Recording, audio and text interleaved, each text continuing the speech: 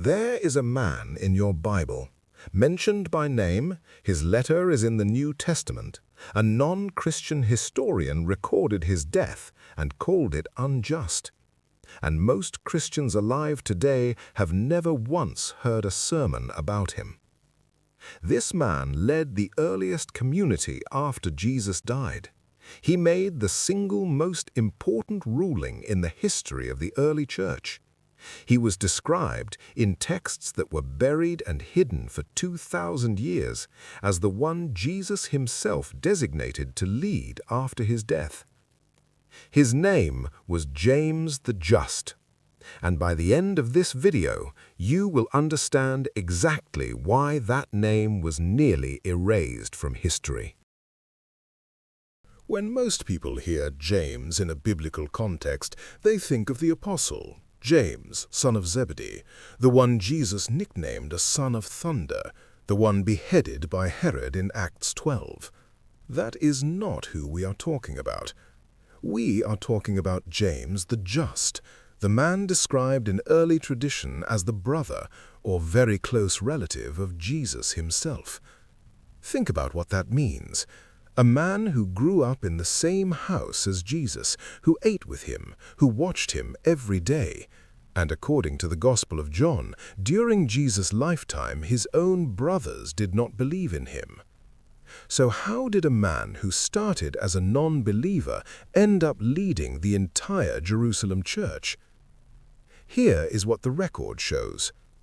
After the crucifixion, after the resurrection accounts, James emerged as the undisputed leader of the Jerusalem community, not one of the traveling missionaries, not the letter writer crossing the empire. He stayed in the city where his brother was killed, among the people who watched it happen, and he led them for 30 years. And then, at the most important gathering in early Christian history, the Jerusalem Council in Acts 15, when the entire movement debated its future, Peter spoke, Paul spoke, Barnabas spoke, and then James spoke last. And what James said became the ruling. Not Peter, not Paul, James. So why is James not the central figure of the New Testament? Why do we inherit Paul's theology, Paul's letters, Paul's vision? The answer is not theological, it is historical, and it begins with something that was buried in the Egyptian desert in 1945. In 1945, a man digging in the ground near a place called Nag Hammadi struck something hard, a sealed clay jar. Inside, a collection of ancient texts, texts that had been hidden deliberately. Someone had sealed them in that jar and buried them, and left them there for nearly 2,000 years. Why would someone hide ancient texts in a jar in the desert? Because someone else wanted them destroyed. These texts, what scholars now call the Nag Hammadi Library, were early Christian writings never included in the Bible, excluded, condemned. In the 4th century, when the official canon was being enforced across the empire, communities holding these texts were ordered to surrender them. Somewhere in Egypt, someone refused. They sealed the texts in a jar and buried them in the ground.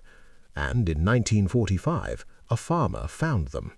One of these texts was the Gospel of Thomas, and in the Gospel of Thomas, the disciples ask Jesus a direct question: "Who will lead us after you have gone?" Jesus answers. He does not say Peter. He does not name one of the 12. He says, "Go to James the Just, for whose sake heaven and earth came into being." For whose sake heaven and earth came into being. Now, the Gospel of Thomas is not part of the New Testament canon. Scholars debate its origins and how much of it reflects genuine early tradition. All of that is true. But someone wrote that line. Someone in the early community believed it, and the text containing it was buried, hidden in clay, while the version of Christianity that spread across the Western world remembered the story differently. That raises one question that will not go away. what else was buried?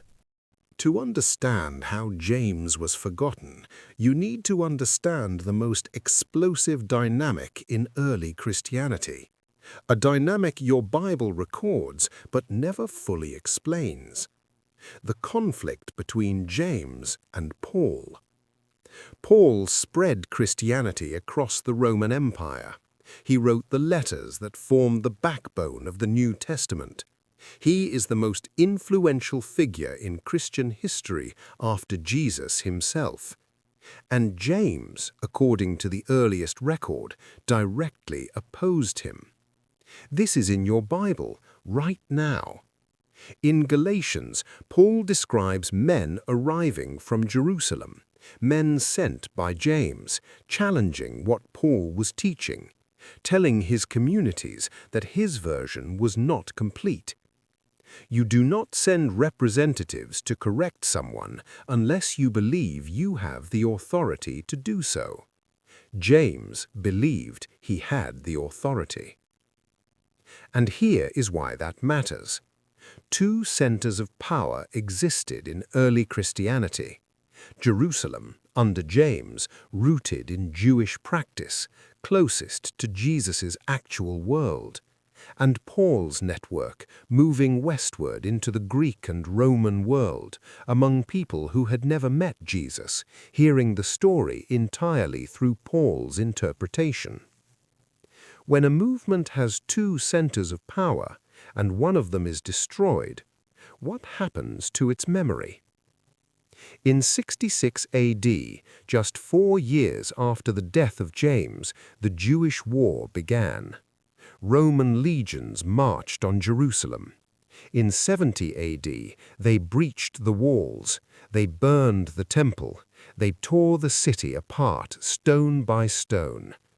The community James had built and led for 30 years was scattered, gone, and the version of Christianity that survived, with the infrastructure, the letters, the established communities across the empire, was Paul's. Not because of a conspiracy, because Jerusalem burned, and Paul's churches were in Rome. In 62 AD, James the Just was brought before the high priest Ananus in Jerusalem. What happened next was recorded by Josephus, a Jewish historian who was not a Christian, who had no reason to protect James or embellish his story. Josephus recorded his execution, and he said it was unlawful. He said it angered people across Jerusalem, including Jews who were not followers of Jesus, because James was known as a righteous man. Even his enemies acknowledged that. James was thrown from a height in the temple, stoned and struck with a club. He died in the same city his brother had died in, after 30 years of leading a community that would burn 8 years later. And then, the record goes quiet. Think about that. A man who was one of the most significant figures in early Christianity, and his death is described more completely by a non-Christian historian than by the movement he gave his life to build. This is the part most people miss entirely. History doesn't always work by removing people. It doesn't need to. All it takes is for certain stories to travel further, for certain letters to be copied more, for certain communities to survive longer, and have more resources to shape what gets preserved. The communities that survived into the 4th and 5th centuries, the ones that established the canon, were built through Paul's missionary work.